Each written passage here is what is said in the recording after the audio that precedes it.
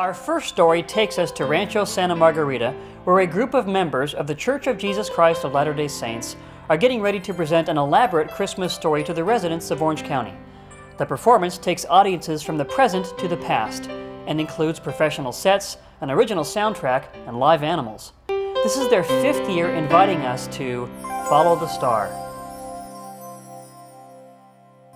One afternoon, as Brian Andre stood behind the church building where he attends, contemplating an intriguing plot of landscape ground, he had a vision of sorts.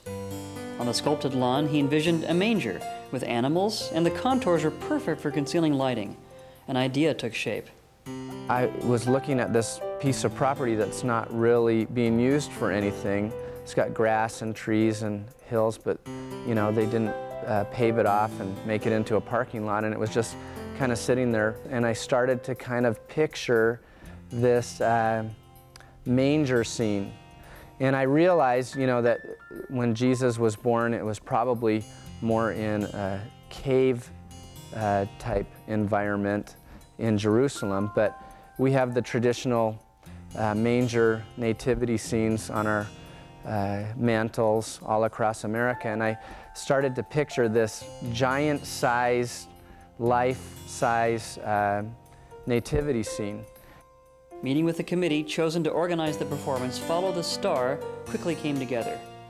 Professionals with various areas of experience were selected to work on sets and costumes, and to provide animals and lighting. Jeff Frazier is the lighting director. Well, I think when Brian and I originally started talking about the lighting concept for this live nativity, originally Brian came to me with the idea of having this huge, like 10-foot plexi star with this intense light that you could see from the toll road.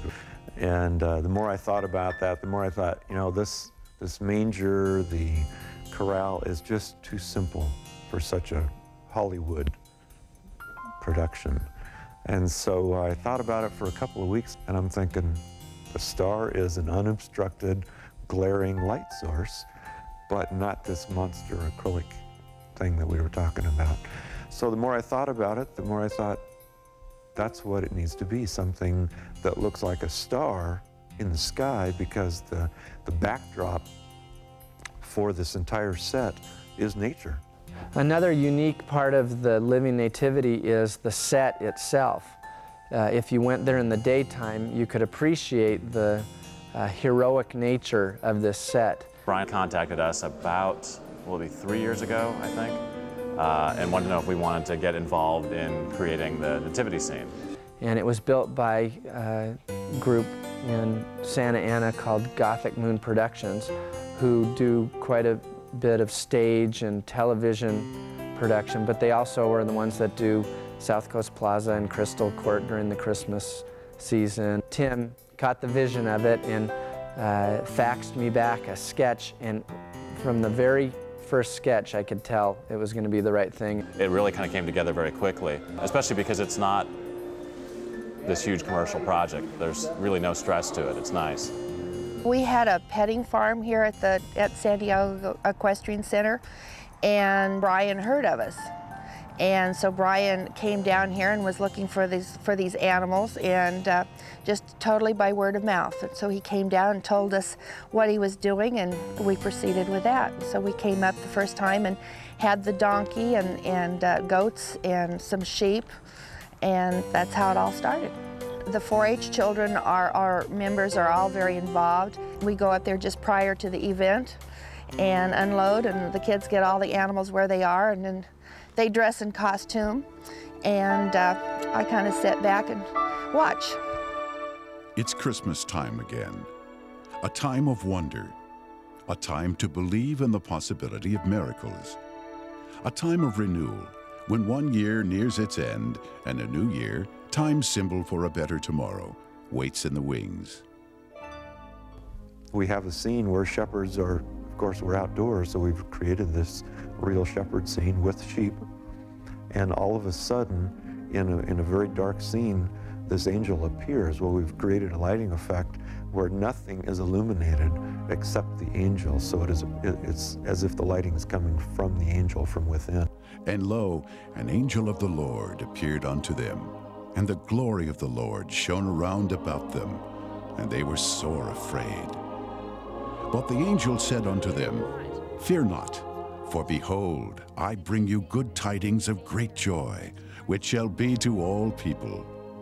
For When we unto you is first born this started day talking in the about city all of this, David I a had Savior, several who is Christ. women that were working on the costumes, and I said, you know, I think I want to use a live baby in this. I think that would be a really neat thing, because the baby will be moving around and you know, being mothers and nurturing. They all said, no, no, you can't use a live baby.